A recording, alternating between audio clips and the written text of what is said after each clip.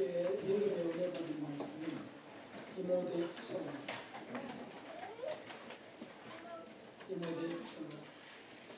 3장 1절에서 5절까지입니다. 신약성경 346쪽 정도에 있습니다. 디모데후서 3장 1절에서 5절까지 말씀. 찾으셨으면 우리 함께 읽으려고 합니다. 아주 중요한 말씀 또 읽어야 되겠습니다. 함께 합니다. 내가 이것을 알라. 말세에 고통하는 때가 이르리니 사람들은 자기를 위해 사랑하며 돈을 사랑하며 자긍하며 교만하며 예방하며 부모를 거역하며 감사치 아니하며 거룩하지 아니하며 무정하며 원통함을 풀리지 아니하며 참소하며 절제하지 못하며 사나우며 선한 것을 좋아하며 배반하여 팔며 조급하며 자골하며 쾌락을 사랑하기를 하는 사람은 것보다 더하며 경건의 모양은 있으나 경건의 능력은 불명하니 이 같은 자들에게서 내가 돌아서라. 아멘. 할렐루야. 하나님의 은혜와 사랑 가운데 우리가 다시 모였습니다. 그것이 얼마나 감사한지 우리 여러분들에게 하나님의 풍성한 은혜가 함께 하십시오. 이렇게 축복하겠습니다. 하나님의 풍성한 은혜가 함께 하십시오. 축복합니다. 감사합니다. 오늘은 제목부터 조금 무겁죠. 그런데 주님께서 마치 타임머신을 탄 것처럼 2000년을 거슬러 훑어보게 하시는 예가 있었습니다. 그래서 그것을 나누고자 합니다. 이 시대 진단과 영적 처방을 우리가 받으려고 하는 것입니다. 2000여 년 전에 오늘은 2000여 년 전의 오늘은 기독교 역사 속에서 가장 빛나고 찬란하던 시대가 시작되던 때였습니다. 왜냐하면 성령의 강림이 있었고 제자들이 급속히 배가 되던 그런 시점이었기 때문이죠. 베드로의 한 번의 설교에 3,000명 또 5,000명씩 주님께로 돌아왔습니다. 그때로부터 지금까지 교회의 획기적인 발전은 크게 네 가지로 크게 넷으로 구분해 볼 수 있습니다. 그래서 제가 집사람한테 얘기했습니다. 오늘 논문 치게 될 것 같은데 뭐 어떡하냐고. 그러나 여기 계신 분들은 다 그것을 능히 이해하실 수 있으리라 믿습니다. 뭐 그렇게 어렵지 않습니다. 시대를 좀 구분해 보겠습니다. 하나는 초대교회 시대였습니다. 초대교회는 1세기에서 2세기 정도의 시대입니다. 그래서 복음과 성령이 강력하게 역사하던 시대. 그래서 순교자들이 많이 나왔죠. 사도들의 기록물이 성경이 되고 그리고 곳곳에 사도 바울의 전도가 있었고 그러나 순교자들도 양상되던 복된 시대였습니다.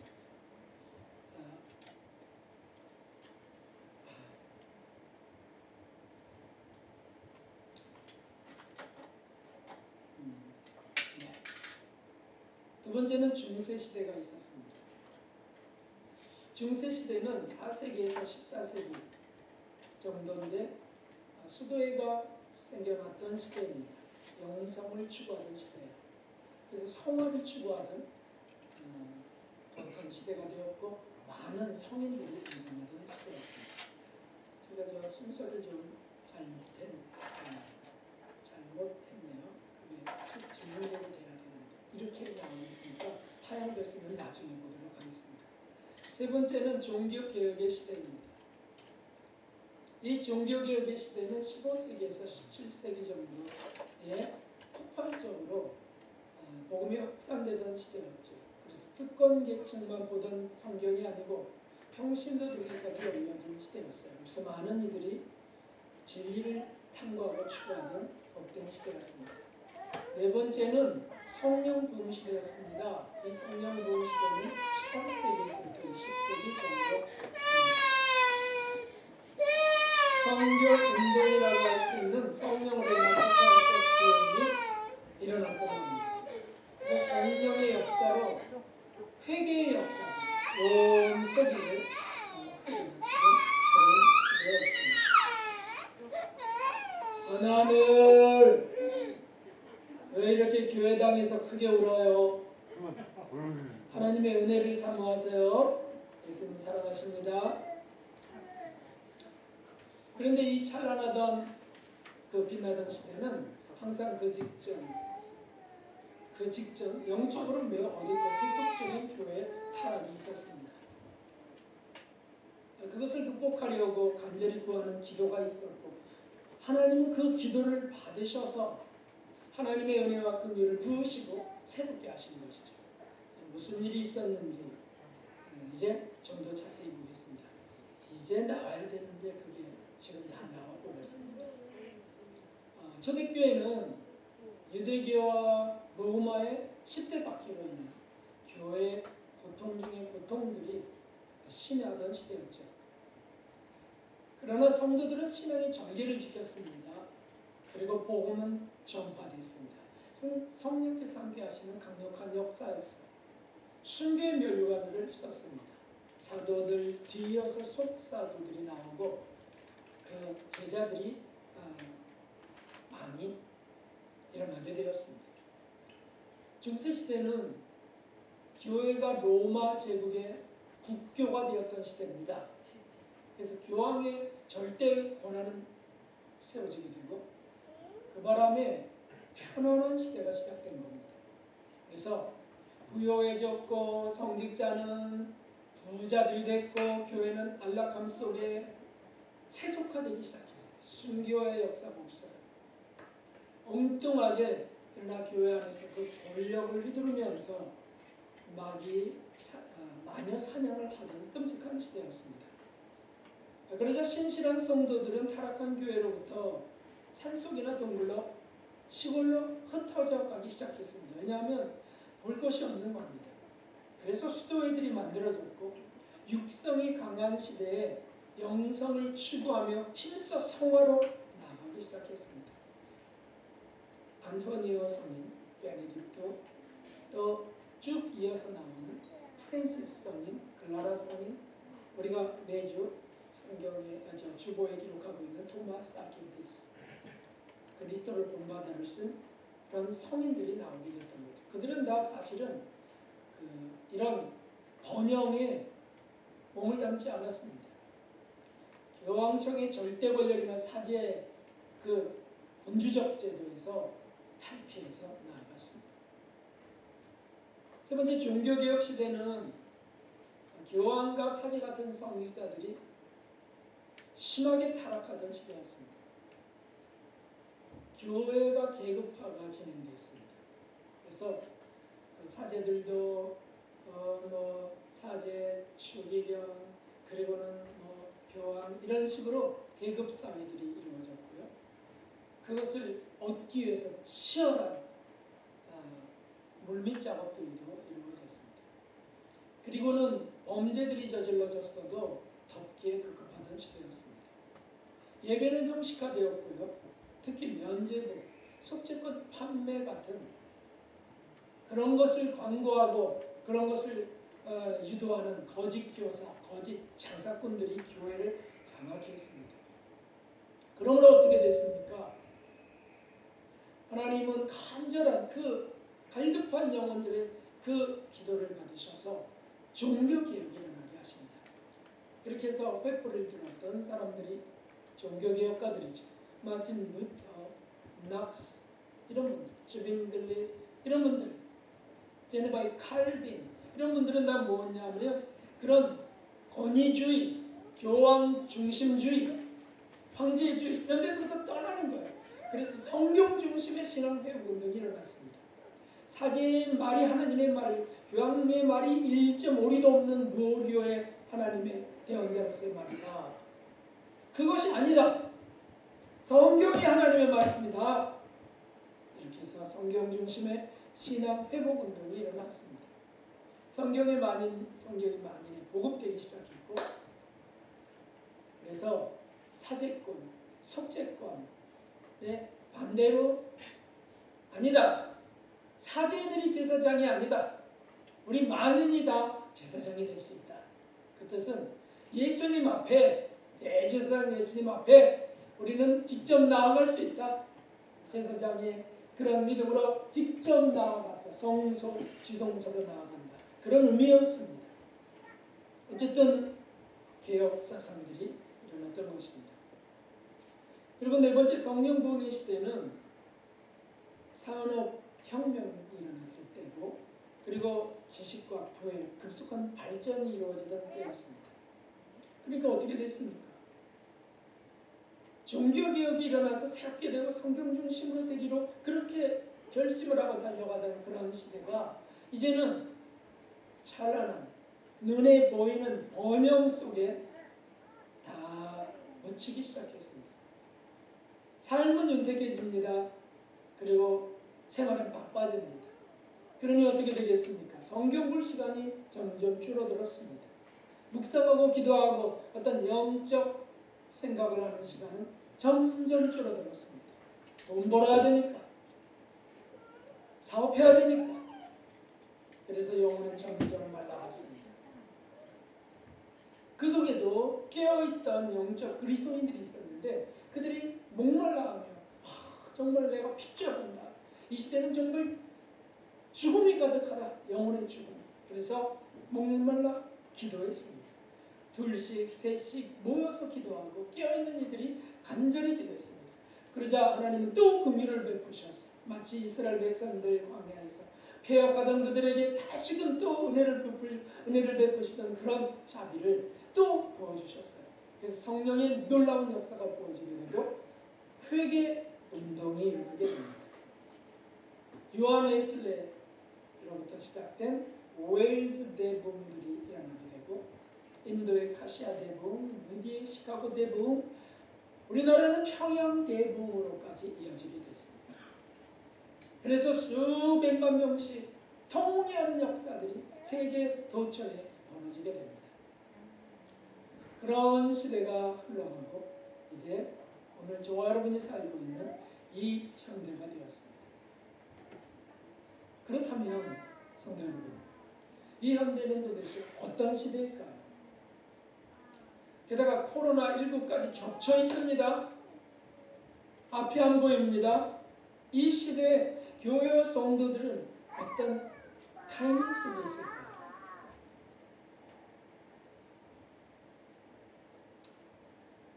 우리가 저 역사를 돌아보면서 우리는 이렇게 많이 알고 있죠. 역사는 순환이다. 반복이다. 들어보셨죠? 정반합 이렇게 가면서 발전해간다. 역사는 반복되어 발전한다. 그렇다고 한다면 타락도 부흥도 그렇게 반복되며 완전한 경지까지 이끄실 겁니다. 자, 어떤 것일까요? 먼저는 이 시대는 초대교회의 그 부패함 속에서 새롭게 하시려는 시대에 접근하고 있다. 이렇게 규명할 수 있습니다. 초대교회는 어떤 일들이 일어났습니까? 초대교회는 이단들이 일어났습니다. 이단들이 잡사상으로 자기 사상으로 교육하고 전하고 내가 예수님을 봤대느니 뭐했대느니 하면서 했기 때문에 성경 기록 역사가 초대교회에 쓰여지지 않습니까? 이 시대에는 각종 신학이 난무합니다. 오늘은 유튜브로 인해서 비진리가 진리처럼 버젓이 포장되어 퍼져가고 있습니다. 코로나19처럼 퍼져가고 있습니다. 그래서 유튜브에서 뭐가 하늘 왜 이렇게 크게 울어? 예배드려야지. 안 나가도 될 것 같은데요.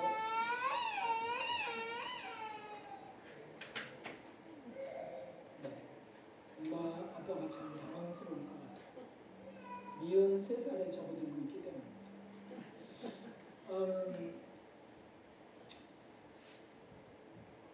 다시 돌아와야 되겠습니다. 설교가. 지금 이 시대가 초대교회 혼란함 같은 시대다. 그래서 초대교회 기승을 떨었던 각종 신정 바리새인들과 서기관들이 등장하고 있습니다. 참 너무 안타까워요. 유튜브에 등장하는 많은 어떤 학자들, 목사님들, 무슨 전도사, 무슨 교사 할 것 없이 그 유튜브에 그런 걸 올리면서 어떤 그 쇼킹한 사건들을 전하면서 그들은 조회수에 주목합니다. 그래서 조회수가 막 몇십만이 되고 몇백만이 되면 일약 재벌이 된다는 거예요. 또 한 번은 이런 것들입니다. 아, 내가 이렇게 인기가 없구나. 그래서 자격지심인 것 같고, 또는 조회수가 많아지면 난 이런 사람이야. 이렇게 교만함이 강합니다.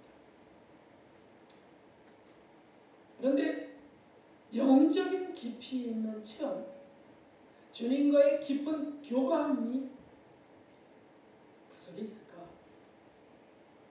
사실 영적 깊은 체험이나 교감이 없는 설교나 강의는 넘쳐나고 있습니다. 그리고 모두가 자기가 정통이고 바르다고 주장하고 있습니다.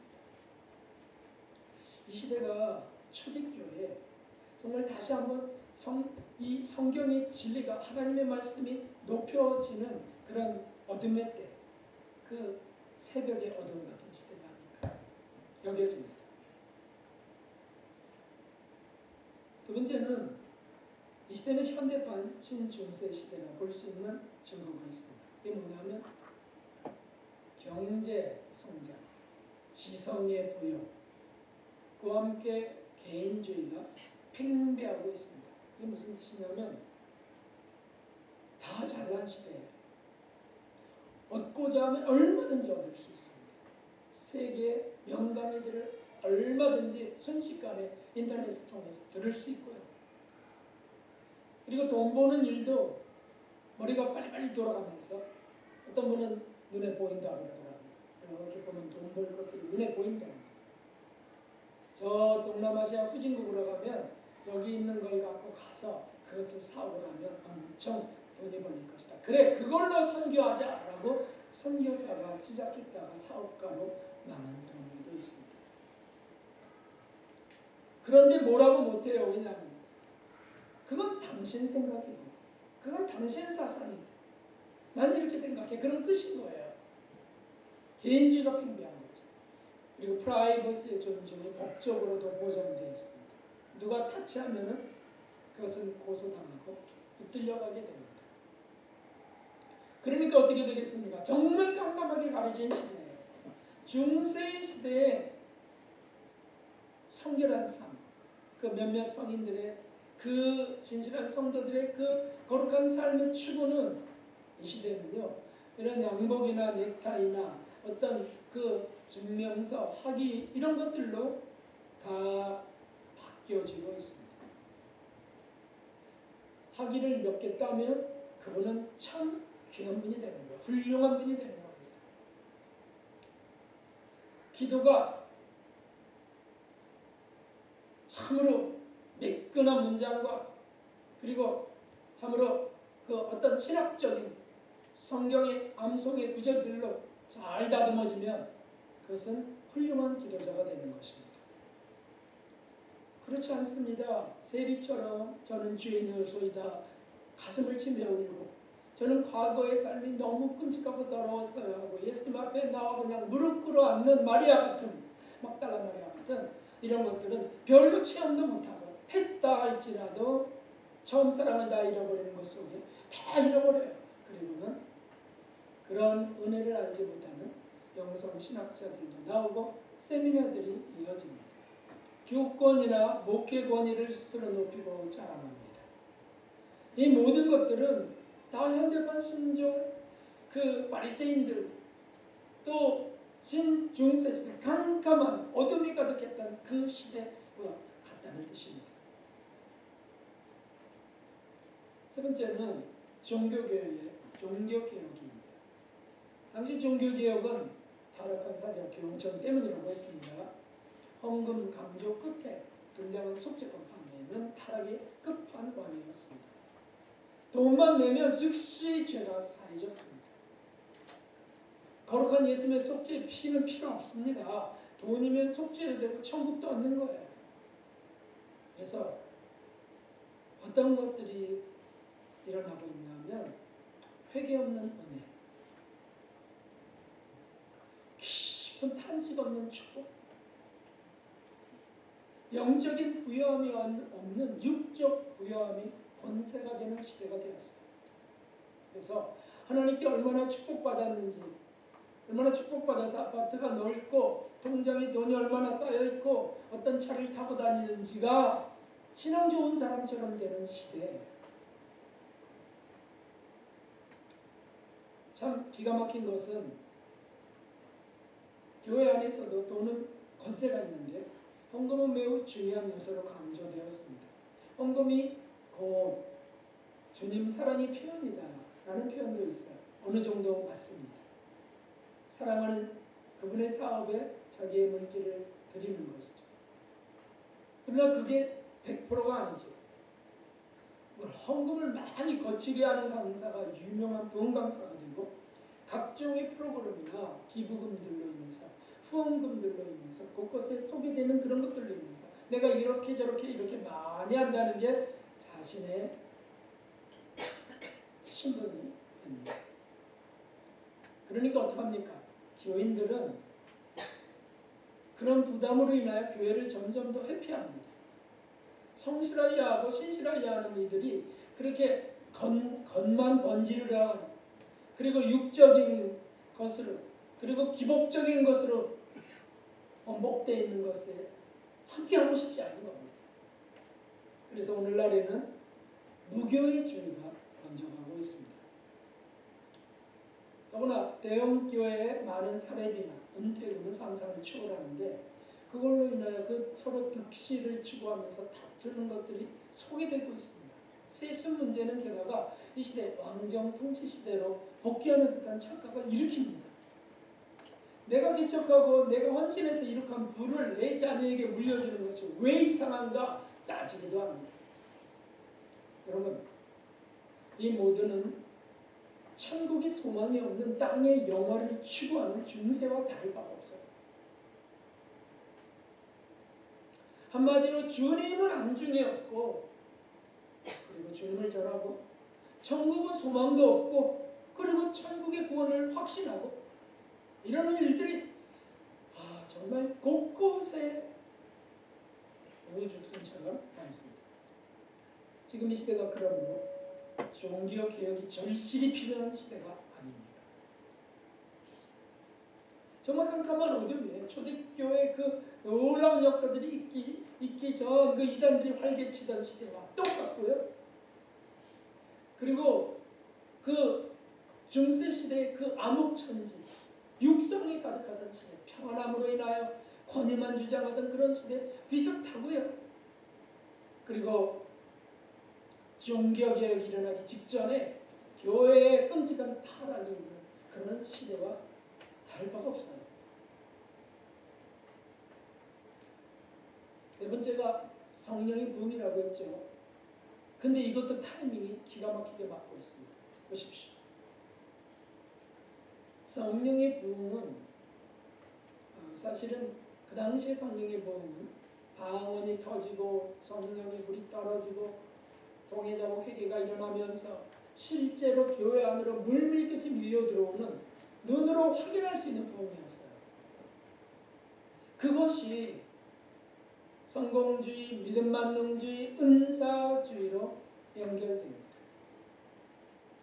그것이 회개와 거룩함 그리고 거룩한 영성을 추구하는 것으로 이어져야 되는데 그런 부흥의 시대가 지나가면서 이 현대는 정말 주님이 오실 때 믿는 자를 보겠느냐 믿음을 보겠느냐 하는 것처럼 정말 깜깜한 어둠의 시대가 되어버린 거예요.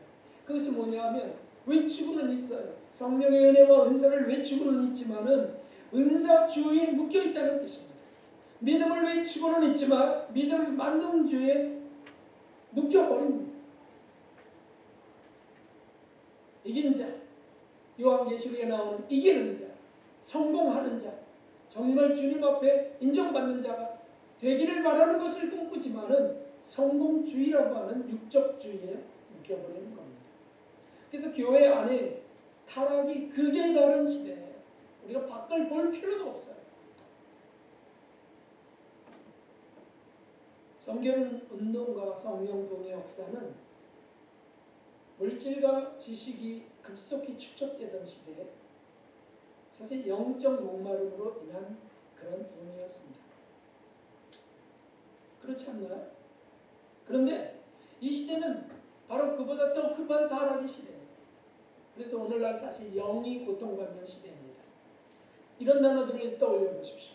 기복주의. 기복주의는 내가 헌신한 대로, 내가 기도한 대로 땅에서 반드시 받는 복, 그것을 추구하는 주의죠.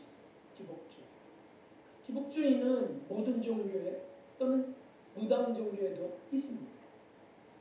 우리 기독교가 그 정도밖에 안 되는 겁니까? 세속주의. 세속주의는 무엇입니까? 세속화되는 거예요. 믿는 사람이나 안 믿는 사람이나 똑같이 욕심 앞에서는 구별이 없고, 그러니까 어디서 뭐 사은품 준다 그러면 거기 집사님, 권사님들도 막 뛰어간다는 거 아닙니까? 성공주의, 어떻게든지 성공해야 되는 거. 그래야 하나님의 영광 드러난다고 믿는 겁니다. 그래도 어떡하죠? 그러니까 성공하기 위해서 세상의 성공을 꿈꾸며 그러면서 부정도 저지르는 겁니다. 일단 결과가 성공이면 되니까. 그래서 막 부르짖습니다. 믿음 만능주의. 믿으면 된다. 믿으면 된다. 그래서 막 부르짖고, 집사님 믿음으로 구하세요. 믿음으로. 네? 대체하게 100만 원이 뭡니까? 100만 원이 1000만 원 믿음으로 구하십시오. 11조가 1000만 원이 되기를 기도하세요. 이렇게 하는 일들이 벌어집니다. 그래서 대형을 꿈꾸는 교회들의 주류가 되었습니다. 대형 교회라고 다 그런 교회들이라 볼 수는 없지만 대형을 꿈꾸면서 자꾸 세속화되고 자꾸 그 속에 세상의 기복이 섞이게 되고, 그렇게 해서 변질되는 겁니다. 그래서 정욕적인 사상들이 교묘히 성경과 혼합돼요. 혼합주의가 생기는 거예요. 혼합주의. 종교다원주의 같은 혼합주의가 생깁니다. 그것을 돕는 거짓 선지자, 발람 같은 사람들이 등장하죠. 반드시 어둠의 때에는 그런 사람들이 등장하는 겁니다. 그래서 적그리스도가 이미 우리 안에서 활동하는 거라고 했잖아요. 그래서 그리스도를 대적하는 사상, 그리스도를, 성경을 대적하는 비성경적인 사상들, 어떤 합학 신학들이 등장하게 되죠. 그게 자유신학이에요. 신신학. 그래서 버젓하게 어떤 술수처럼 버젓이 강단해서 아주 지성적인 표현으로 그것이 외쳐지고요. 강의가 되어집니다. 그래서 성도들의 믿음의 유익을 위해서라면 거짓 예화도 만들어냅니다. 거짓 기도도 드립니다. 제가 큰 감동을 받으면서 오늘 먹으면서 제가 기도할 때 제가 정말 주님께 감동하고 회개할 수 일어나는 건 진실이지만 성도들에게 감동을 전해야 되겠다고 제가 일부러 훌쩍 이거라고 하고 있다면 그것처럼 가져간 것이 어떻겠습니까? 근데 그런 분들도 계셔. 여러분, 그 예전에 보았던 일들이죠. 장례식장에서 아이고 이렇게 하면서 눈물도 흘리고 그러다가 저거 만들었어? 아이고 이런 거와 다를 거 없죠. 그래서 깊은 영상, 예수님을 닮고자 하는 것, 예수님을 언어에서부터 손끝 발끝까지 행동까지 사생활 속에서도 예수님을 닮고자 하는 것, 가족 속에서도 예수님을 닮고자 하는 그런 그 참회나 성찰 이런 것들은 무시다. 거룩한 하나님의 연합이랄지 신의 일치랄지 신의 성품에 참여하는 어떤 그 영적 거룩한 소원들은 교회 안에서는 천덕꾸러기 취급당하기 십상인 시대입니다. 조롱당하기 쉽습니다. 아유 그게 되나? 그게 되냐고? 그건 교만이야. 일종의 교만. 예수님을 닮는다고? 그게 교만이라니까. 그럼 성경이 그 부분을 교만이라고 찢어버려야 되지 않습니까? 맏아들 예수 그리스도를 본받게 하시려고 우리를 구원하셨다고 하는, 너희가 그분을 닮아가라고 하는 이 부분 다 찢어버려야 되지 않습니까? 자기가 이제는 하나님의 자리에 앉는 겁니다. 정말 무시당하고 조롱하는 하나님이 팽개쳐지는 시대, 이 어둠의 시대입니다. 자, 오늘 말씀을 이제 한번 보겠습니다. 지금까지 이런 것을 마음에 기억하시면서 오늘 말씀 2절을 보겠습니다. 여기 써 있습니다. 함께 읽어보겠습니다. 사람들은 자기를 사랑하며 돈을 사랑하며 자긍하며 교만하며 회방하며 부모를 거역한다는 이 부모는 실제 부모도 여기 포함되어 있지만 사실은 영적 부모를 말하는 거예요. 부모를 거역하며 감사치 아니하며 거룩하지 아니하며. 자 여러분, 이 시대 현대 이 어두움 속에 이 말씀이 어찌 그리 딱 맞을 수 있습니까? 너무 딱 맞아요. 이 시대를 어떻게 저렇게 1900여 년 전에 어떻게 저렇게 정확하게 말세에 고통하는 때가 이르리니 라고 하시면서 이렇게 기록하게 하셨어요. 그것이 하나님의 예지의 능력이시죠. 이런 시대가 반드시 올 것이다. 참 딱 맞아요. 자기를 얼마나 사랑하는지요. 자기를 사랑하기 때문에 이 자긍하는, 스스로 긍지를 느끼는 자존심이죠. 자존심 같은 걸 가득 갖고 자기를 사랑하기 때문에요. 남이 자기를 무시만 하면 견딜 수가 없어요. 네가 뭔데? 자기를 사랑하기 때문에 남들이 나보다 조금 잘난 사람이 있으면 견딜 수가 없어요. 자기를 사랑하기 때문에. 자기를 사랑해서요. 돈을 사실은 버는 겁니다. 가족을 위해서 번다는 거예요. 결국 남의 가족을 위해서 벌지 않잖아요. 자기 가족을 위해서 벌잖아요. 왜요? 내 가족이고 내 핏줄이고 내 혈통이니까. 가문의 영광을 위하여. 자기를 사랑하는 거예요. 교만하고 아는 게 많고요. 회방합니다. 어떤 영적인 그 모임이나 영적인 어떤 추구는 회방해 버립니다. 교회 안에서도 그래요. 깊은 어떤 묵상기도나 깊은 어떤 모임들, 그 주님을 사랑하는 모임들을 진실하게 가져가면 판 깨고 있네. 자기 육적 즐거움이 지금 불쾌하다는 것이죠. 부모요, 스승도 배반하는데 뭐 영적 부모 우습게 합니다. 거역합니다. 따르지도 않아요. 이용할 뿐이에요.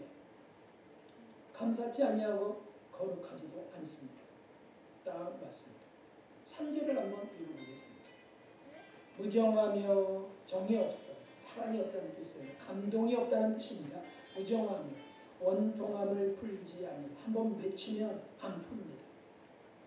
참소하며, 참소 나쁘게 말하고 거짓으로 말하고 비난하고 절제하지 못하며 영적인 것을 위하여 육적인 것을 절제하지 못해요. 사나우며 정말 사납습니다. 오늘날 교인들이 왜 그렇게 사납냐고 그러더라고요. 믿음으로 쌓아야 되는 거거든. 그 어디가 막 소리 지르고요. 나 하나님 믿는 자야. 나 목사야. 이러면서. 뭐야 직분이. 몇 끼야. 얼마나 쌓아놓은지요. 선한 것을 좋아하지 아니하고 선하고 착하고 정말 곱고 이런 것들 그런 거 안 좋아해요. 자극적이고요. 악한 것이 더 귀에 잘 들어. 악한 거.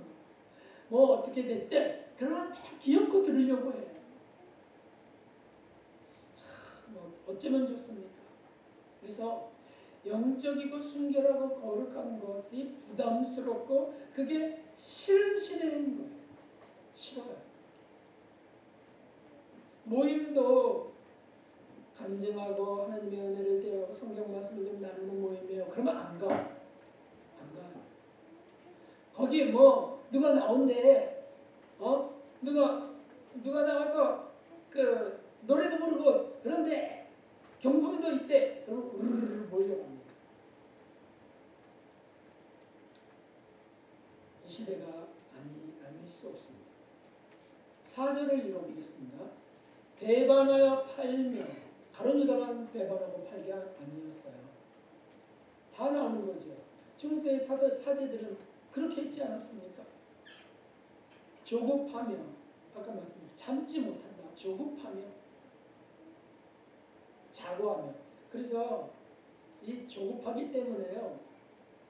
일이 더디게 일어나는 것.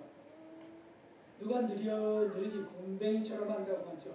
그렇게 하면은 막 조급증이 일어나서 막 정말 열불나네 이러는 거예요. 그리고 쾌락사랑하는 것은 하나님 사랑하는 것보다 더한다고요. 여러분 이것이 불신자들을 말하는 걸까요? 어떻게 생각하세요? 불신자가 무슨 하나님 사랑하는 것보다 쾌락사랑하는 것보다 불신자는 하나님과 관계없어요. 신자들에 대한 말씀입니다. 하나님을 더 사랑해야 되는데 그 영적인 그 어떤 은혜를 더 사모해야 되는데 아니고 그냥 쾌락 사랑하기를 그래서 그런 쪽을 쫓아다니는 겁니다. 쫓아다녀요. 즐길 수 있는 것, 재미난 것, 인생은 즐겨야 되는 것, 쾌락 사랑하기를. 쾌락 속에 식욕이 있습니다. 맛집이 얼마나 즐비한지 맛집.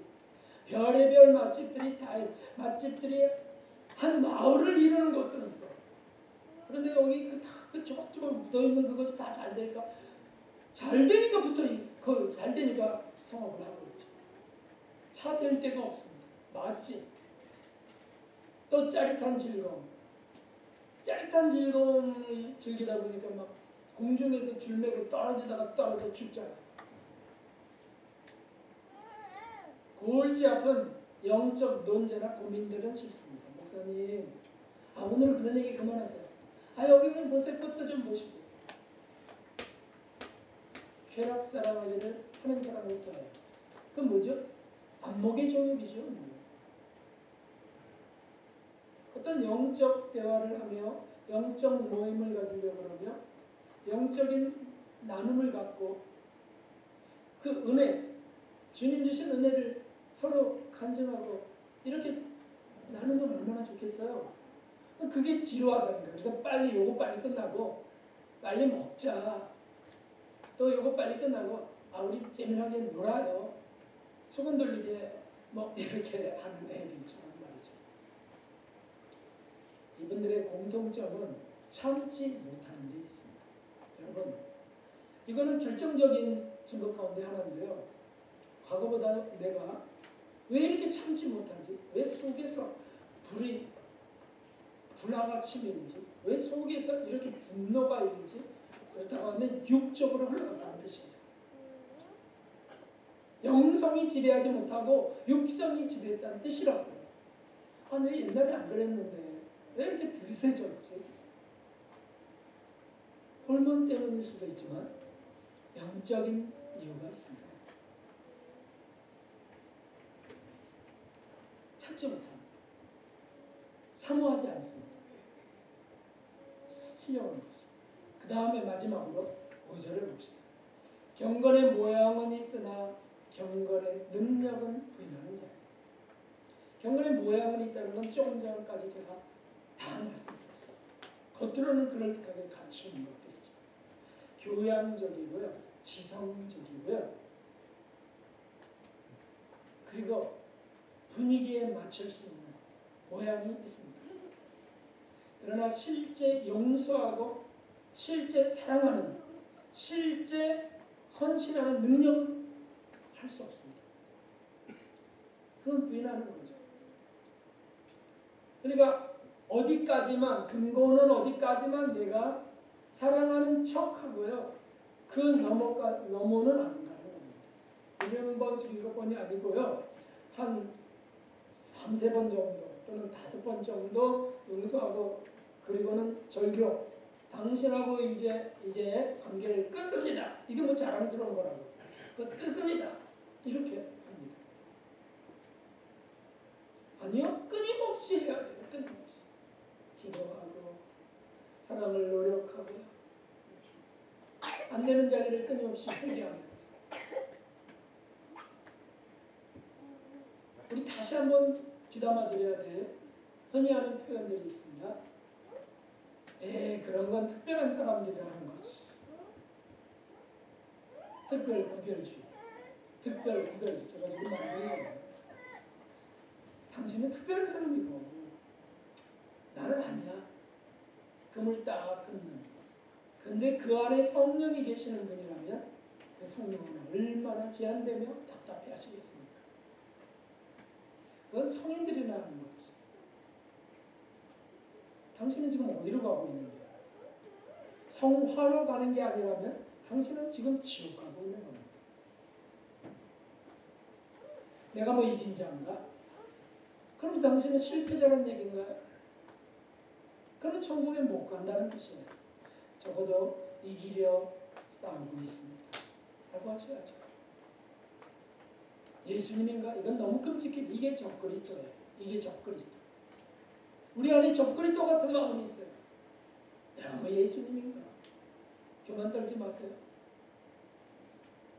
우리 안에 성령은 예수님처럼 되라고 자꾸 부추기는 겁니다.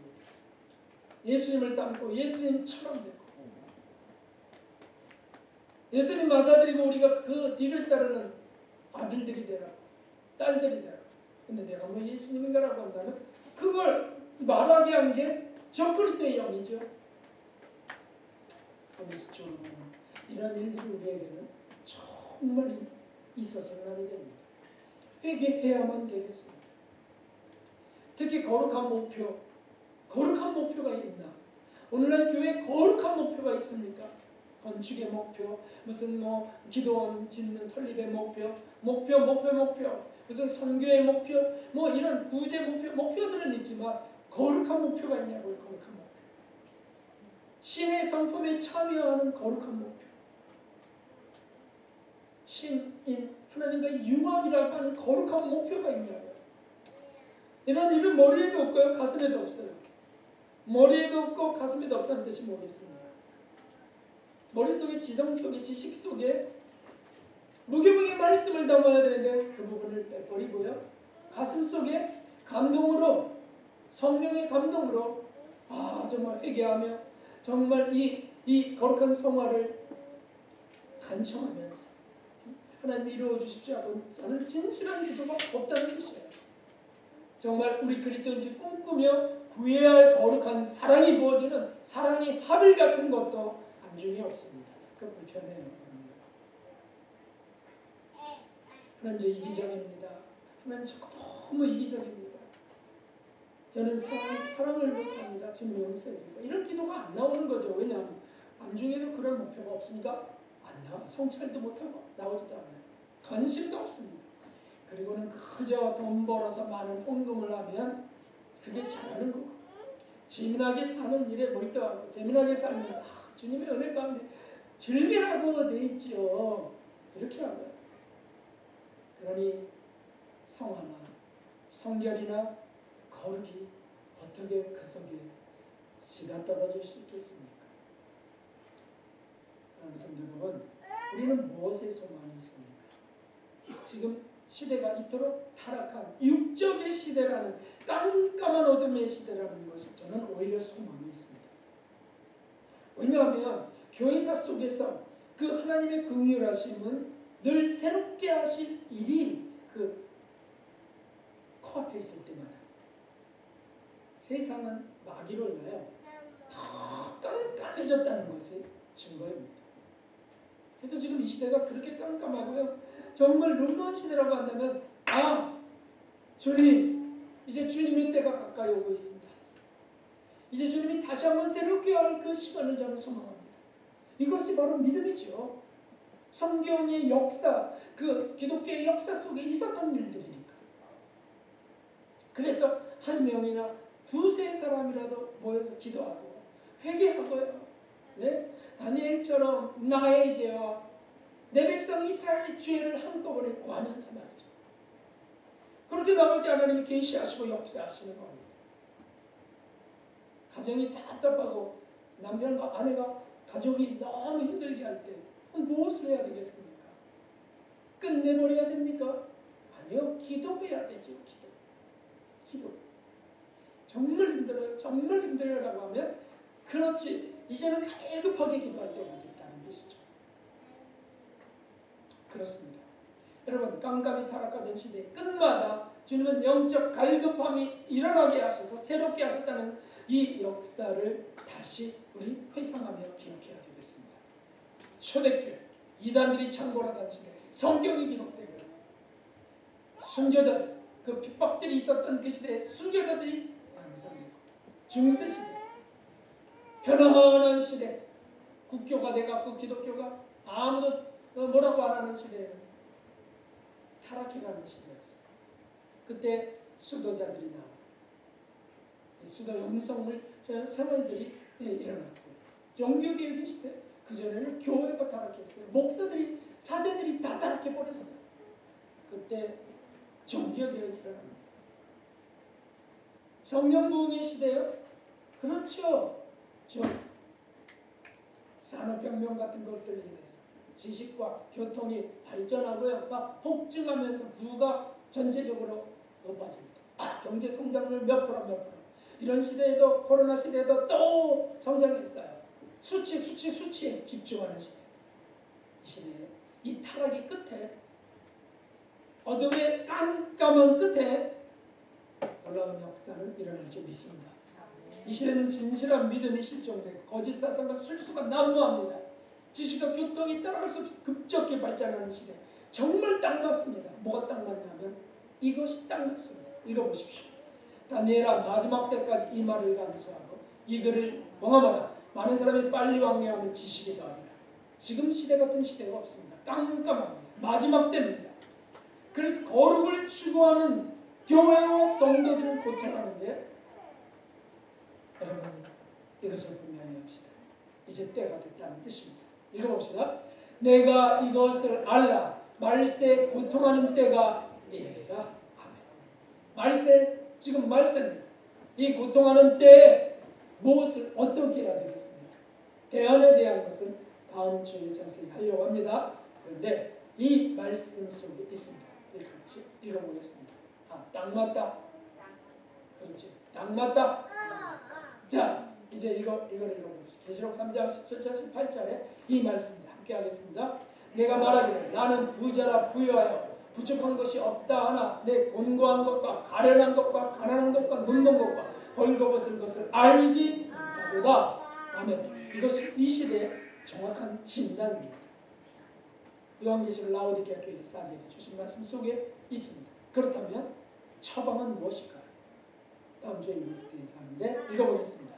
내가 너를 권하노니 내게서 불러야 한다는 금을 사서 부유하게 하고 흰 옷을 사서 입어 벌거벗은 수체를 보이지 않게 하고 안약을 사서 눈에 발라 보게 하라. 이것이 처방입니다. 연단의 진리, 철저한 회개와 속죄의 진리, 영적인 거룩을 추구하는 영성생활의 처방입니다. 다음 주에 우리가 함께 은혜를 여러분 이번 주는 오늘 말씀을 한 번 더 보십시오. 한 번 더 들으십시오. 그래서 내가 정말 이런 시대 속에 묻혀져 있었구나 라고 하는 걸 생각하고 간절히 기도하시면서 주님의 처방을 받는 다음 주일이 될 수 있기를 바랍니다. 이제 521장 진심을 한번 드리겠습니다.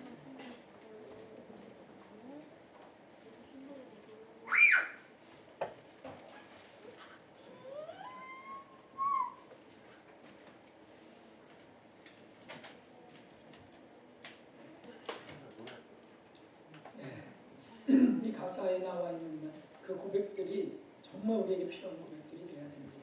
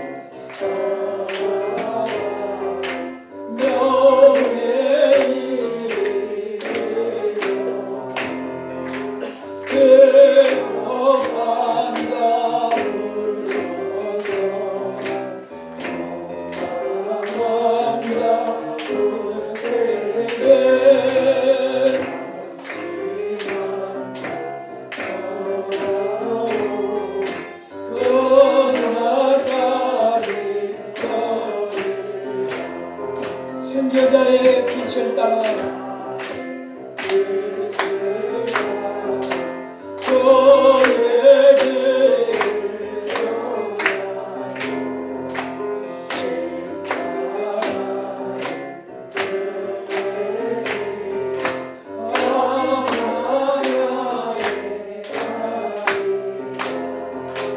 그